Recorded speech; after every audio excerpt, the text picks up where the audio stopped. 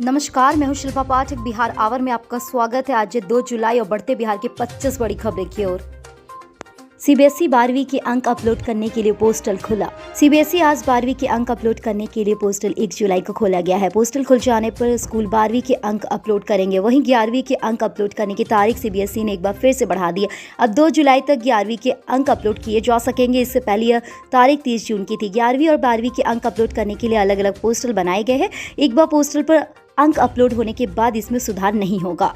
बिहार राज्य विश्वविद्यालय सेवा आयोग ने सहायक प्राध्यापक भर्ती इंटरव्यू की डेट घोषित की। बिहार राज्य विश्वविद्यालय सेवा आयोग ने सहायक प्रधानाध्यापक भर्ती इंटरव्यू की डेट घोषित कर दी। विश्वविद्यालय सेवा आयोग की ओर से जारी सूचना के अनुसार पद पर नियुक्ति के लिए विज्ञापन संख्या APANG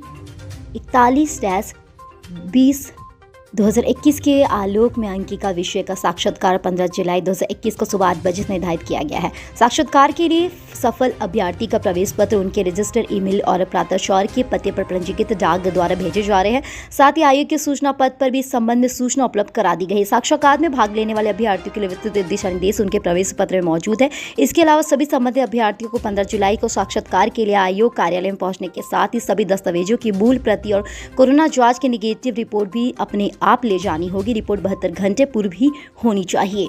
RCFL में विभिन्न पदों पर आवेदन, अंतिम तिथि 5 जुलाई। राष्ट्रीय केमिकल एंड फर्टिलाइजर्स लिमिटेड के द्वारा इंजीनियर सहित कई पदों पर आवेदन की अंतिम तिथि में 5 दिन का समय शेष बढ़ा दिया गया है। ऐसे में जिन अभ्यर्थियों ने अभी तक इन विभिन्न पदों के लिए आवेदन नहीं किया है वो आधिकारिक वेबसाइट www.rifl.com के जरिए आवेदन कर सकते हैं।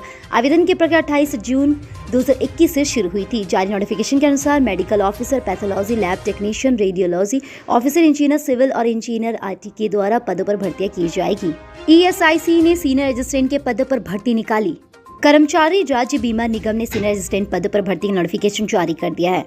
इन पदों के लिए अभ्यर्थी निर्धारित तिथि के होने वाले इंटरव्यू की प्रक्रिया में शामिल हो सकते हैं। निगम ने इस संबंध में अपने आधिकारिक वेबसाइट पर नोटिफिकेशन जारी कर दिया। अभ्यर्थी जारी अधिसूचना को अच्छी तरह से पढ़ के इंटरव्यू की प्रक्रिया में योग्यतानुसार शामिल हो सकते हैं। इंटरव्यू की तिथि 15 जुलाई 2021 आधिकारिक वेबसाइट www.esi.nic.in पर करें। श्रम संसाधन विभाग खोलेगा संपर्क केंद्र, युवाओं को योग्यता अनुसार दी जाएगी नौकरी। श्रम संसाधन विभाग श्रमिकों और युवाओं को आत्मनिर्भर बनाने और रोजगार के लिए प्रेरित करने के उद्देश्य से राज्य के 8 जिलों में संपर्क केंद्र की स्थापना करेगी। इससे युवाओं को जिले की रोजगार की जानकारी मिल सकेगी। श्रम आयुक्त ने बताया कि जिला में संपर्क केंद्र खोले जाने का निर्देश विभाग से मिला है। उक्त केंद्र पर समिति पर रोजगार संबंधित सभी योजनाएं उपलब्ध कराई जाएगी। युवाओं को योग्यता के अनुसार संभावित रोजगार से जोड़ना केंद्र की प्राथमिकता होगी। श्रमिकों और युवाओं को जोड़कर के साथ ही मार्गदर्शन के लिए केंद्र में निबंधित किया जा रहा है।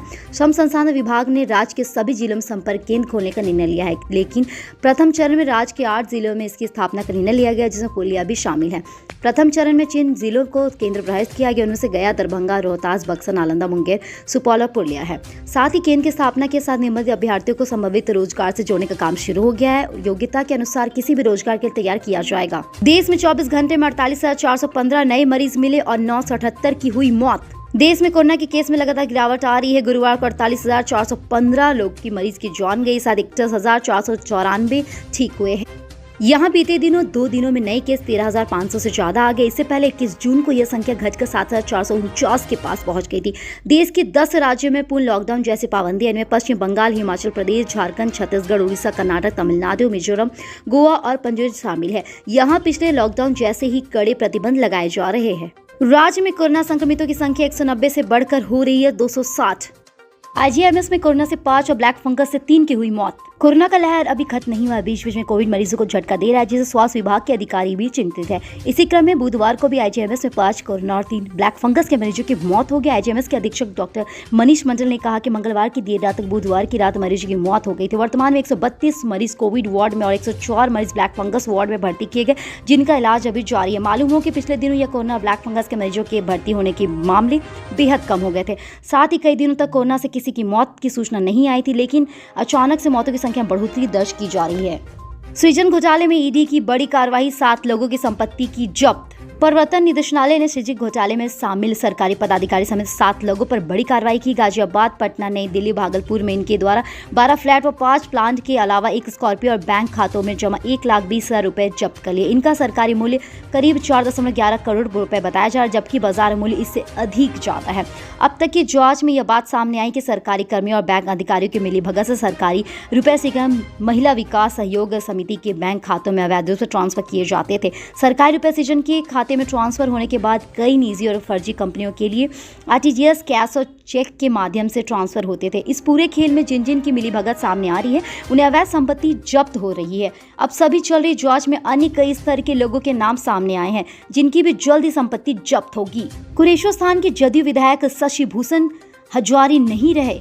जदयू विधायक शशि भूषण हजारी का आज सुबह दिल्ली के गंगाराम अस्पताल में निधन हो गया। वो लंबे समय से बीमार चल रहे थे। शशि भूषण हजारी दरभंगा के कुशेश्वर स्थान विधानसभा क्षेत्र के विधायक थे। दिल्ली के गंगाराम अस्पताल में इलाज चल रहा था। इलाज के दौरान गुरुवार की सुबह 3:30 बजे उन्होंने अंतिम सांस ली। जानकारी के अनुसार शशि भूषण हाजरी को लीवर में संक्रमण था और इसके कारण अन्य तरह की परेशानी भी थी। बताया जाता है गंगाराम अस्पताल दिल्ली में इलाजरत हजारी की तबियत में सुधार नहीं हो रहा था। आज सुबह उन्होंने अंतिम सांस ली।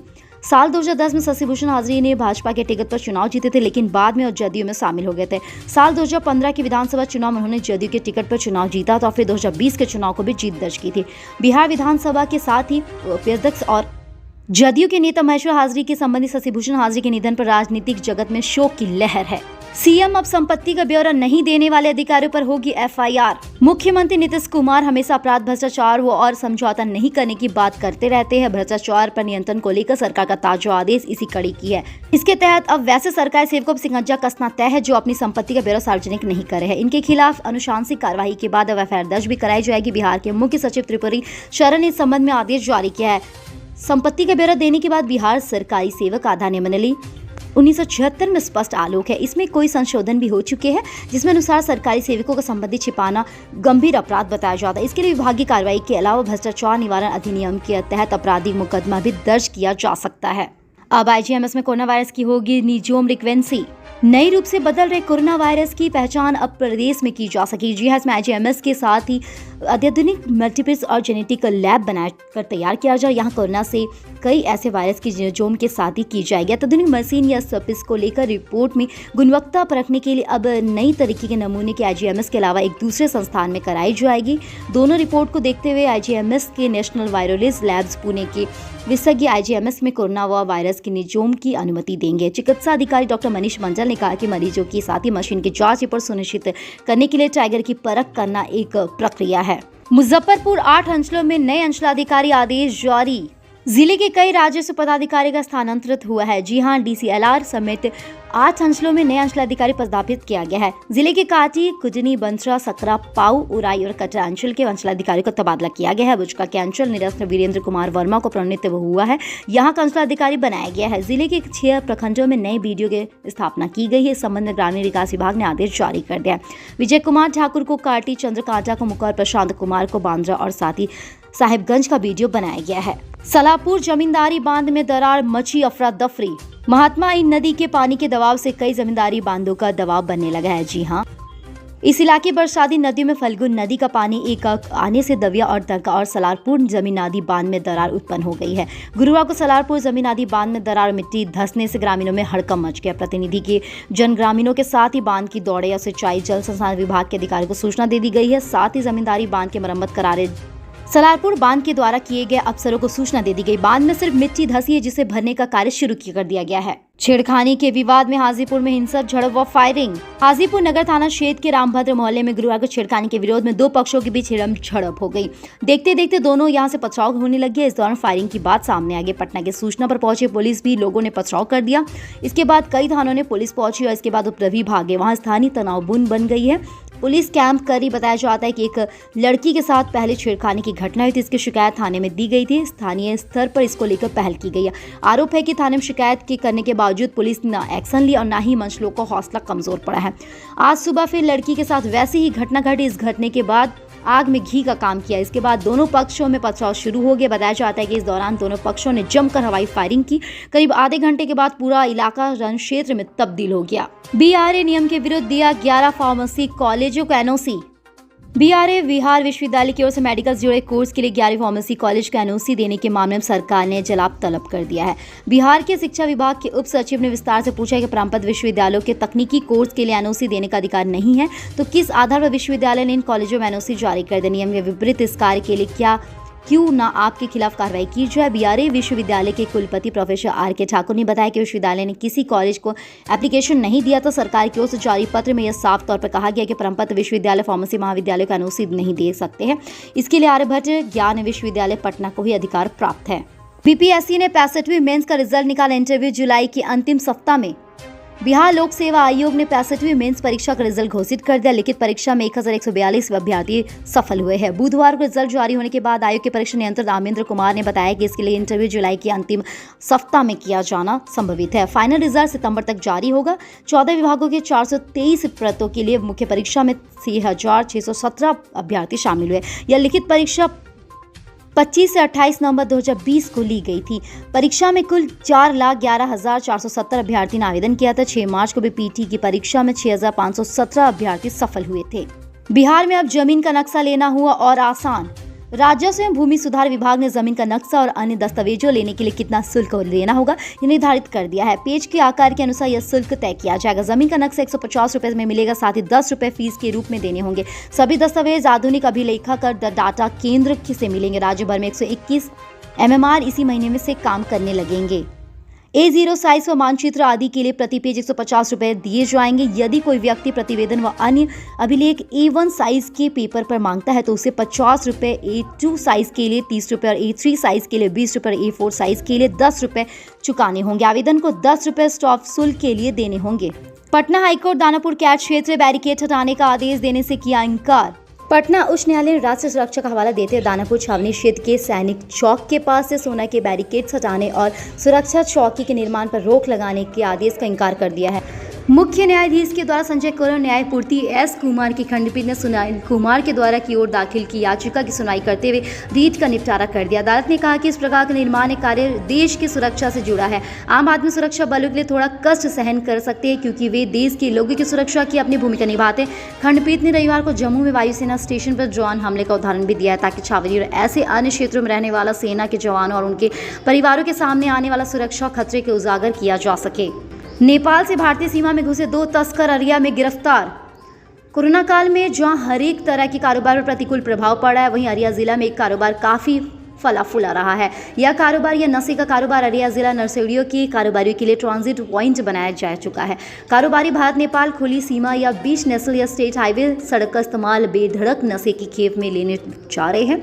भारत सेवा के साथ ही खुली सीमा पर तैनात SSB 56वीं वाहिनी के साथ यूपी के जवानों और जोगबनी पुलिस की संयुक्त कार्यवाही में 1 किलो चरस के साथ 2 तस्करों को गिरफ्तार किया है। सुरक्षा कर्मी ने चरस की तस्करी में उपयोग में लाए गए वेस्ट बंगाल नंबर की 4 पहिया वाहन की संख्या नंबर को जब्त कर लिया है। पंचायत चुनाव मुखिया के घर से 100 मीटर दूर होंगे बूथ। बिहार में होने वाले पंचायत चुनाव में बस 1 ही महीने रह गए। संभवित तौर पर अगस्त में होने वाले पंचायत चुनाव को लेकर राज्य निर्वाचन आयोग लगातार निर्देशन जारी कर रहे हैं। यह चुनाव की तैयारी में अंतिम रूप दे रहा है। राज्य वर्चुअल के द्वारा तैयारियों के मुताबिक अब वर्तमान मुखिया के घर से 100 मीटर दूरी के बाद ही बूथ बनाया जा सकता है। 100 मीटर के भीतर कई बूथ नहीं बनाया जाएगा क्योंकि इसको लेकर सभी जिलों को निर्देश जारी करते हुए 5 जुलाई तक सभी पंचायत के चुनाव के चरण बताने को कहा गया है। किस पंचायत को किस राज्य में चुनाव कराया जाएगा, इस चॉइस चुन खुद निर्वाचन आयोग को देना होगा। जदयू ने जिला कमेटियों में महिलाओं को मिलेगी 1/3 जगह।